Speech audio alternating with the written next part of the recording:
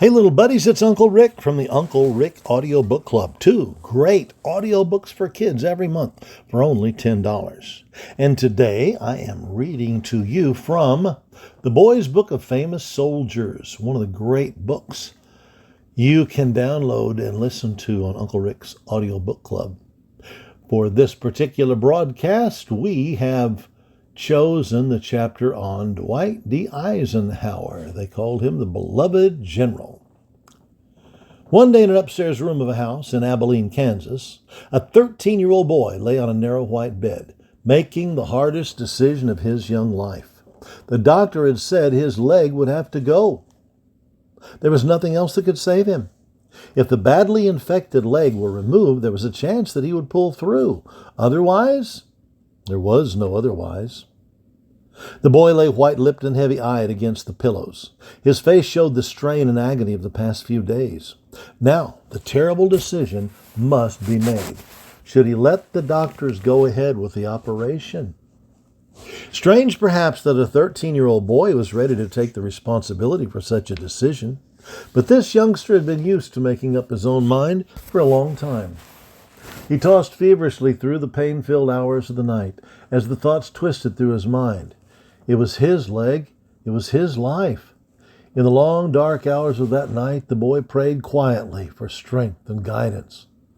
Then he made his decision, and he made it in faith and hope. Yes, it was a big chance, a risky gamble, but he was going to take it. He called in his older brother, Edgar. "Promise me," he gasped above the pain that was now blotting up his strength. "Promise me that you won't let him operate. Don't let him come into this room. You got to promise me." All that day, the older brother, who was about 15, sat guard in the sick room. All night, he lay in front of the door like a faithful watchdog. By the second morning, the poisonous swelling in the patient's leg began to go down. The crisis was over. The boy would get better without the operation. One night, more than 40 years later, a tall man walked along a country road in England, making the hardest decision of his life. He looked up at the small frosty stars overhead as if to ask them for advice. Again he had to take a great chance, just as he had gambled with fate to save his leg back in Kansas years ago. But tonight, more than just his own life hung in the balance. Tonight, the fate of the whole world actually depended upon his judgment. He had many advisors to help him through this moment. He had the best of statesmen, scientists, and generals at his side. But the final decision rested with him alone. So again, he prayed quietly for strength and guidance, as he had prayed so long ago in the little bedroom in Abilene. Then as he walked along the dark, starlit road, the answer came to him. Now he knew what he had to do. Again, he felt a glow of faith and hope within him. He was ready to take the chance. As he walked swiftly back, the stars seemed to shine more brightly than before. A solemn group of men, some in uniform, some in civilian clothes, stood waiting for him at a country house. "Gentlemen," he said, "I think that we're ready to go ahead. May God be with us." With these words, General Dwight D. Eisenhower, Supreme Commander of the Allied forces of World War II, launched the invasion of Hitler's Europe, the greatest single military action the world has ever known. What was the road that took the stricken boy from the little house in a Kansas town into the headlines of history? It was a hard road, with many twists, sharp corners, and rocky edges. It was a long road, and it became a lonely one the longer he traveled it. Again and again on his way, Dwight Eisenhower was faced with problems that would have crushed most men. But he always found special strength in the faith and hope of his heart, and the courage and independence of his mind. He was born in Denison, Texas on October 14, 1890. But Abilene is the town of his boyhood.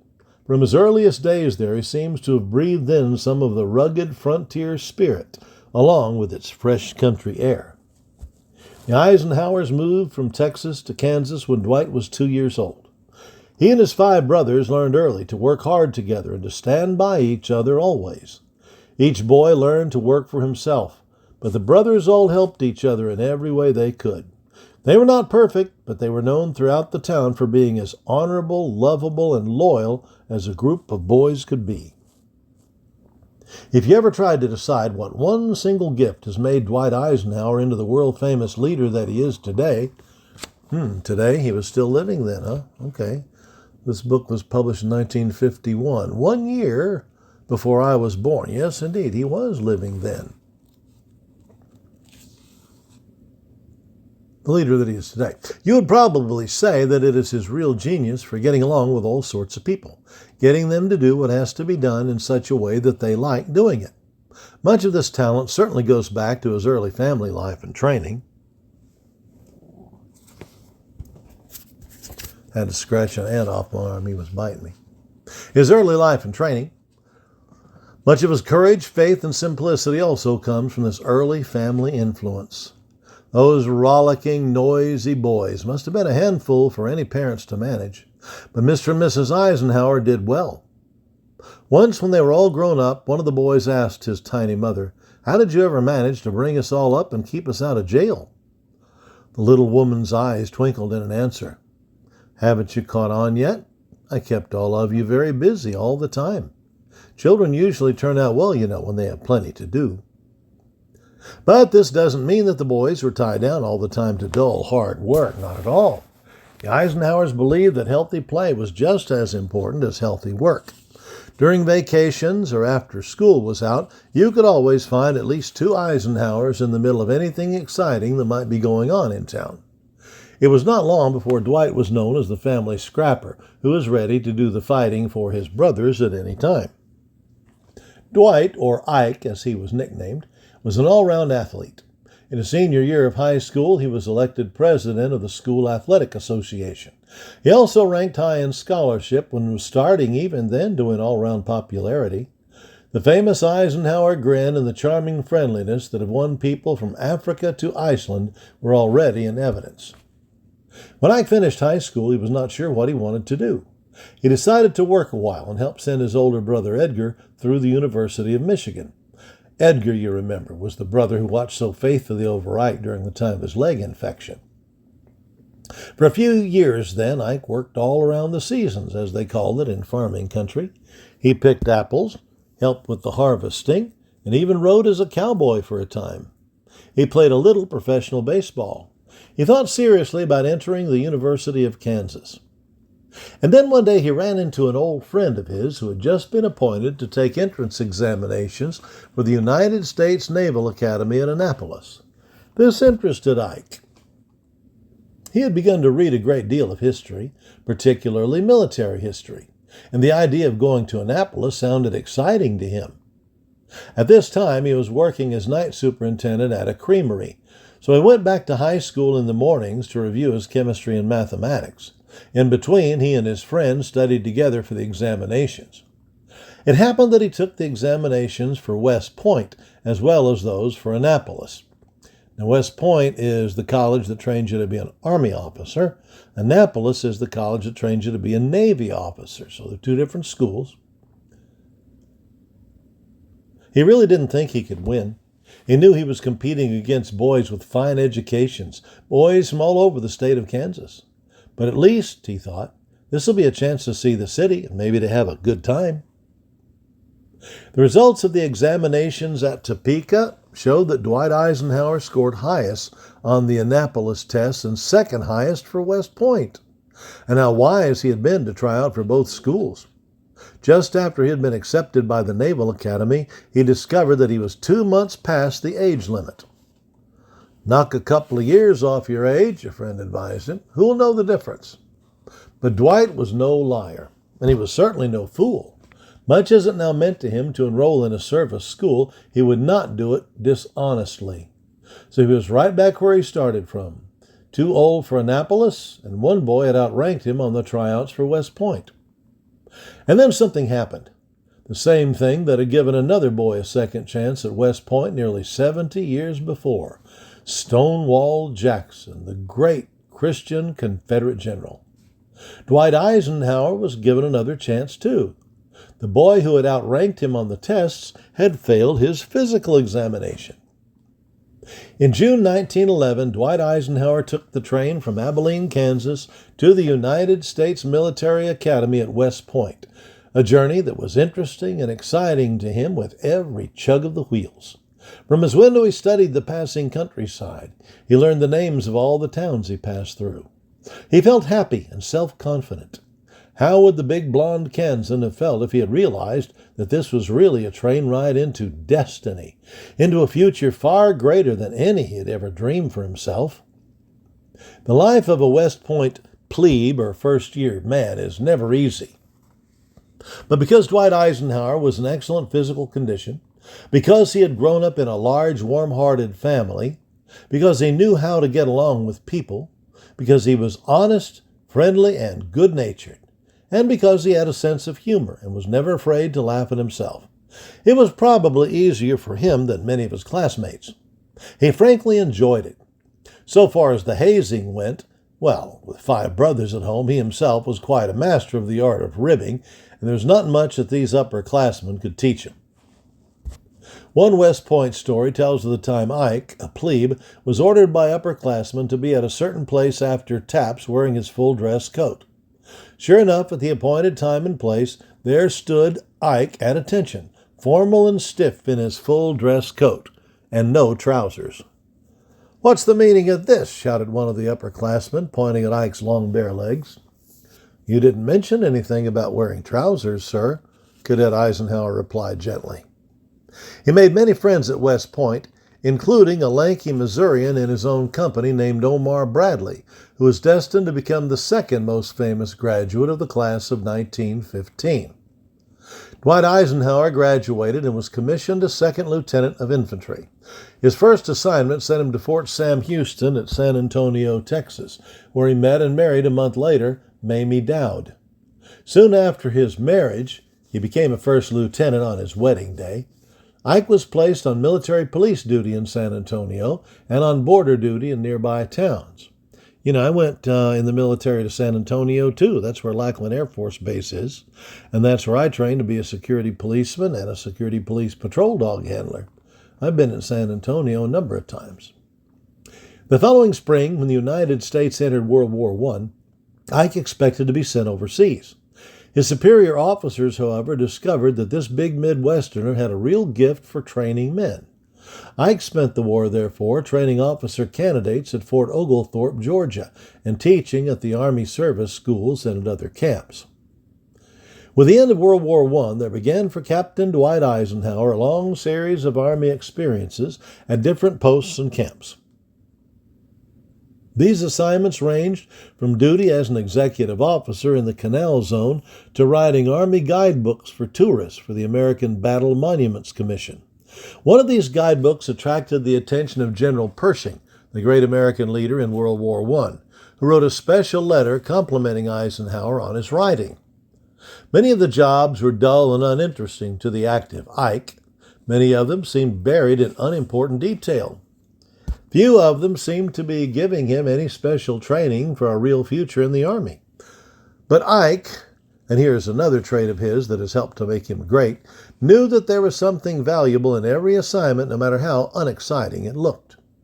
When he was in France writing guidebooks, he learned every French road, railway, and river. He learned everything he could about the French people themselves, their habits, and customs. Years later, this proved to be very valuable information for him as he planned the tremendous invasion landings on the shores of France. Yes, indeed, that was where the D-Day landings took place in World War II. Again, when he was commanding tank battalions at Fort Meade, Maryland, he learned everything there was to know about tanks, which were still fairly new Army equipment, and even wrote an article about them for the Infantry magazine. In World War II, as commander of the Allied forces, which used thousands of tanks, this knowledge was invaluable to him. At the time of the attack on Pearl Harbor, Eisenhower was back at San Antonio as Chief of Staff of the Third Army. He had attracted some attention in the past few years for the good work he had done in the Philippines as assistant to General Douglas MacArthur, the military advisor there, and during his service in the office of the Chief of Staff at Washington. But December 7th, 1941, found him still a temporary brigadier general who was not widely known outside of certain Army circles. That Sunday afternoon in December, his wife heard him answer the telephone and dashed downstairs to tell her of the terrible news of the Japanese attack on our Pacific Naval Base, adding, "You better turn on the radio. I'm going down to the office and I don't know when I'll be back." That afternoon changed his life as it did the lives of so many other Americans. It was almost as though he went out of the house as one man and came back as another. General Eisenhower was called to Washington as Assistant Chief of the War Plans Division and did such brilliant work there that he was called to help in the office of the Chief of Staff. Chief of Staff General Marshall always recognized real ability when he saw it. He had been looking for a man to take command of the European theater of operations. This still young officer from Kansas looked like the man he wanted.